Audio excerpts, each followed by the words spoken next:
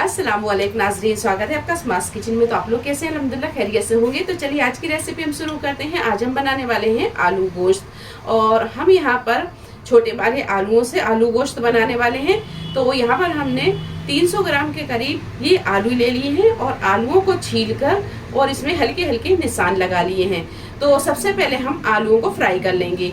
तो यहाँ पर हमने प्रेशर कुकर में 1 बड़ा चम्मच के करीब तेल को गर्म कर लिया है। अब इसमें हम ये आलू डालेंगे और इसे फ्राई कर लेंगे। गैस को हम यहाँ फुल पर रखेंगे और फुल फ्लेम पर आलूओं को अच्छे से फ्राई कर। तो आलू जब तक फ्राई होते हैं उतनी देर में हम यहाँ ये प्याज को पीसकर इसका पेस्ट बना लेंगे। तो यहाँ पर हमने ये 3 मीडियम साइज की प्याज ली और प्याज को छीलकर रफली चॉप कर लिया है। इसको पीसकर इसका पेस्ट बना लेंगे। तो ये देखिए आलू अच्छी तरह फ्राई हो गए हैं, आलूओं का कलर चेंज हो गया है। तो बस आलूओं को हमें इतना ही फ्राई करना था। अब इसे हम निकाल लेंगे। अब इस बचे हुए ऑयल में हम डालेंगे साबुत मसाले। साबुत मसालों में हमने लिया है काली मिर्च, लौंग, शाजीरा, दालचीनी और जावित्री। मसाला जब हल्का सा तड़क जाए तो अब इसमें हम डालेंगे गोश्त। तो हमने यहाँ पर 700 ग्राम के करीब ये गोश्त लिया और इसे अच्छी तरह धो लिया।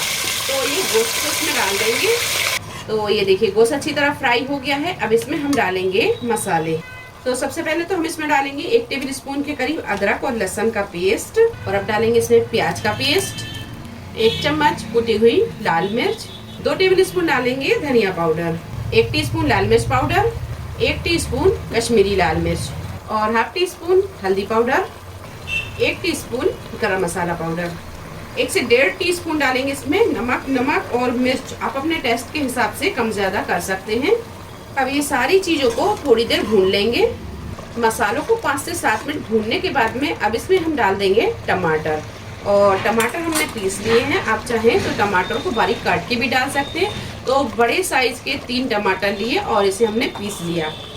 दरदरा पीसा है, बहुत बारीक नहीं पीसा है।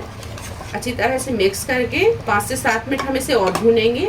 तो थोड़ी देर भूनने के बाद में अब इसमें हम डालेंगे पानी और इसे रखेंगे हम गलने के लिए।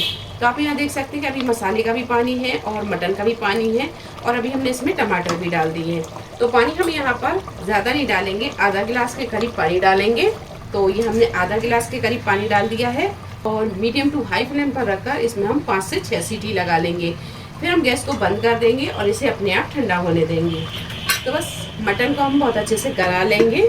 तो ये देखिए मटन अच्छी तरह गल गया है। इसी के साथ हम ये फ्राई किए हुए आलू डाल देंगे और साथ में हम डाल देंगे ये 2 से 3 हरी मिर्च और फ्लेम को हम चालू करेंगे मीडियम टू हाई पर रखकर इसे हम अच्छी तरह भून लेंगे। तो थोड़ी थोड़ी देर में इसे चलाते हुए हम अच्छी तरह भून लेंगे और इसे हम तब तक भूनेंगे जब तक कि आलू अच्छी तरह गल नहीं जाते। आलू अच्छी तरह फ्राई है तो इसे गलने में ज्यादा टाइम नहीं लगेगा, ये जल्दी गल जाएंगे। और इसी के साथ हम डाल देंगे 1 टीस्पून कसूरी मेथी।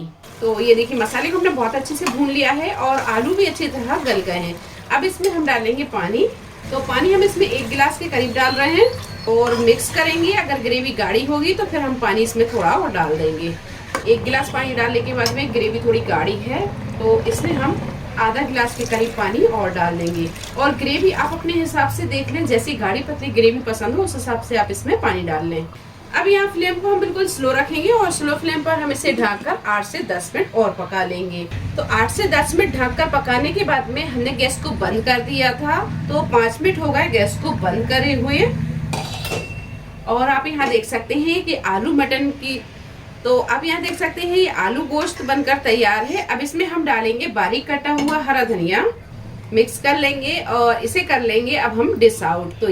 तो ये देखिए आलू गोश्त बनकर तैयार है। बहुत ही मजे का ये आलू गोश्त बना है और अब इसे रोटी के साथ खाएं या सिंपल स्टीम राइस के साथ, ये बहुत ही मजे का लगता है। तो रेसिपी आपको कैसी लगी कमेंट बॉक्स में आप जरूर बताएं। रेसिपी पसंद आई हो लाइक करें, शेयर करें, चैनल को सब्सक्राइब करें। तो मिलते हैं एक नई रेसिपी के साथ, तब तक अपना ख्याल रखें। अल्लाह हाफिज।